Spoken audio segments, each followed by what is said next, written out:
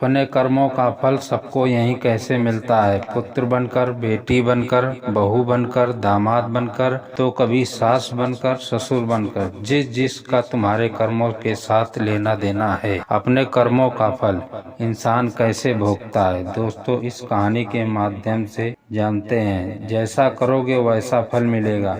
तो दोस्तों, एक सीधा साधा व्यक्ति था जिसका नाम पवन था। वह एक बिजनेसमैन था, अच्छा खासा पैसा वो कमा लेता था, पर वह अकेला रहता था। उसके ना माँ बाप थे, ना ही भाई बहन थे और ना ही बीवी बच्चे थे। तो वो जो पैसा कमाता था वो बैंक में जमा कर देता था। एक दिन ये बात उसके पड़ोसी को पता चलती है, जो चालाक किस्म का इंसान था। उसका नाम रमेश था। वह उसके पास जाता है और कहता है कि पवन भाई, आप जो पैसा कमाते हो वो बैंक में जमा कर देते हो।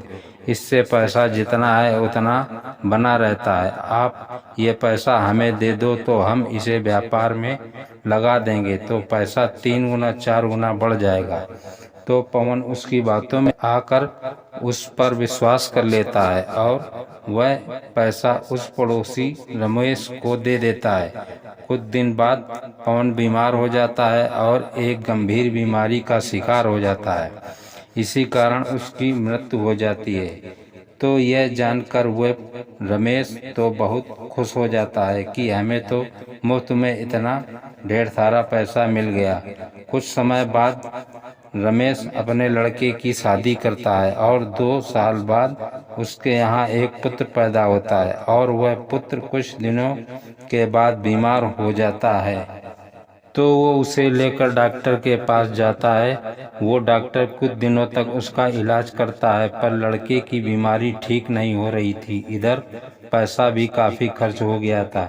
एक दिन उस डॉक्टर ने उस पड़ोसी रमेश को बुलाकर कहा कि आपका पुत्र अब ठीक नहीं होगा, इसे लाइलाज बीमारी है, इसे अपने घर ले जाओ और ये बच्चा 2-3 दिन में खत्म हो जाएगा। तो वो रमेश उस बच्चे को घर ला रहा था, तभी रास्ते में उसका एक मित्र मिलता है। तो वो एक वैद्य का पता उसे बताता है और कहता है कि उस वैद्य की दवा बहुत असरदार है और उसकी एक ही खुराक से दवा मुर्दा भी जिंदा हो जाता है। और उस पुत्र को उस वैद्य के पास ले जाता है। तो वैद्य उसको एक पुड़िया में जड़ी बूटी बांध कर दे देता है और घर ले जाकर खिलाने को कहता है। घर जाकर वो रमेश उस पुड़िया को खोलकर पुत्र को खिला देता है और कुछ ही देर बाद उस पुत्र की मृत्यु हो जाती है। तभी सब जोर जोर से रोने लगते हैं और वहाँ पर काफी भीड़ जमा हो जाती है। तभी अचानक वहाँ पर एक साधु बाबा आते हैं और उस व्यक्ति से पूछते हैं, ये सब कैसे हो गया। तभी वह व्यक्ति उस साधु बाबा से अपनी सारी बात बताता है। तभी वो बाबा कहते हैं कि तुम्हें शायद मालूम नहीं है कि ये बालक पुत्र कौन था। यह वही पवन है जिसका पैसा तुमने हड़प लिया था।